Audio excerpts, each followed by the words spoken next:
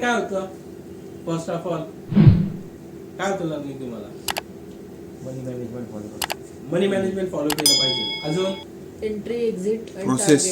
Process note टूल्सचा वापर केला पाहिजे. पॅनिक नाही नाही व्हायचं. राईट आहे. अजून ट्रस्ट ठेवला पाहिजे. बोला.